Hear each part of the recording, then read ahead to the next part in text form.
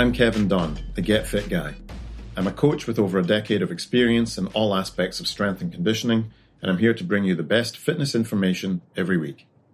Today, I want to make a case for a distinction that some people see as pure semantics, but for which I will be making a case for both being very different.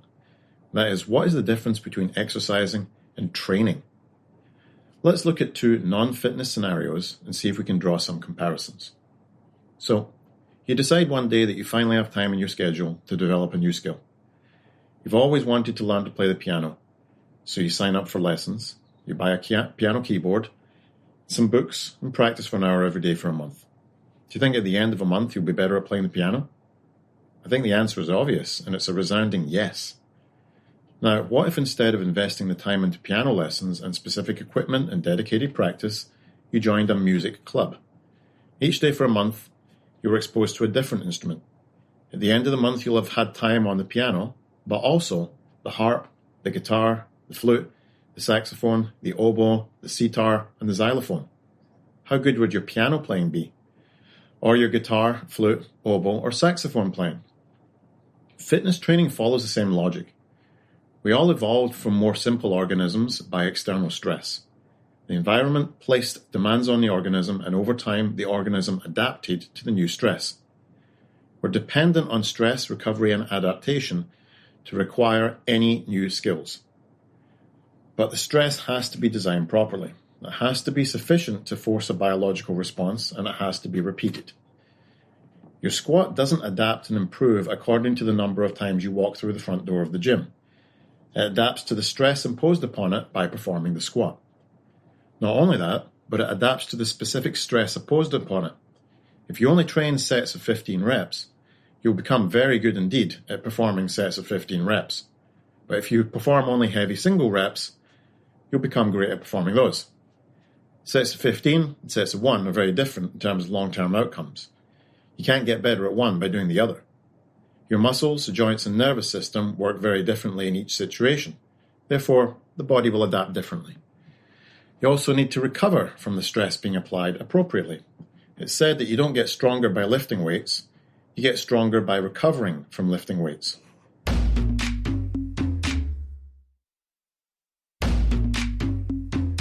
The stress we undergo during training can be split into two categories: eustress, which is Latin for good stress, and distress, which we know is bad stress. When we apply eustress, we are falling between two critical points in our training. The first being the minimum effective dose, and the second being the maximum recoverable dose. In the former, we're failing to create enough stress to force any adaptation, and therefore never improve. And in the latter, we create too much stress, cannot recover in time before the next training session, and we become overtrained. Understanding this is the central principle of program design. You can therefore define exercise and working out as something that you purely do for how it makes you feel in the gym at that moment.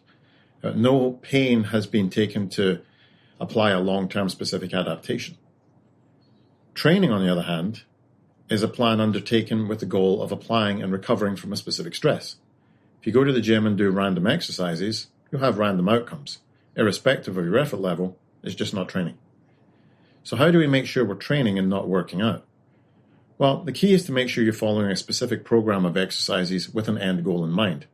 For example, if you want to run a 5K, you could follow a Couch to 5K training program to build up your fitness level to the point that you can complete the race. Even if your goal is general fitness or just to feel healthy, you should pick specific training goals that target your weaknesses. The lower the training age of the person, which is someone less experienced, the simpler the training program will be.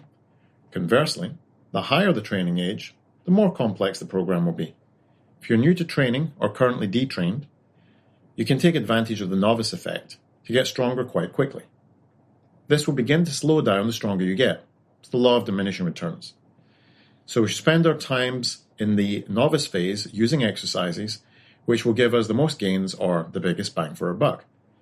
If you're strength training, these would be big compound lifts of squat, overhead press, bench press, deadlift. Your training program is less likely to involve complicated single leg, single arm stuff at this point, although as training age increases, there will be a role for these.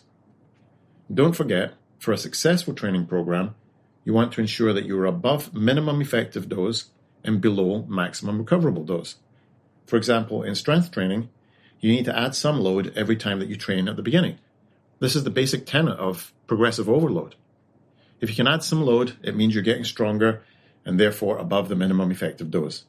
If this suddenly stops and the dose response is no longer working, it's at that point you can begin to think about more complex training protocols, which we'll touch on in future episodes. Get Fit Guy is a quick and dirty tips podcast. Thanks to the team at Quick and Dirty Tips, Adam Cecil, Morgan Christensen, Holly Hutchings, and Davina Tomlin, and our intern is Cameron Lacey. I'm your host, Kevin Don. If you have a question for me, leave me a voicemail at 510-353-3104 or send me an email at getfitguy@quickanddirtytips.com. For more information about the show, visit quickanddirtytips.com or check out the show notes in your podcast app.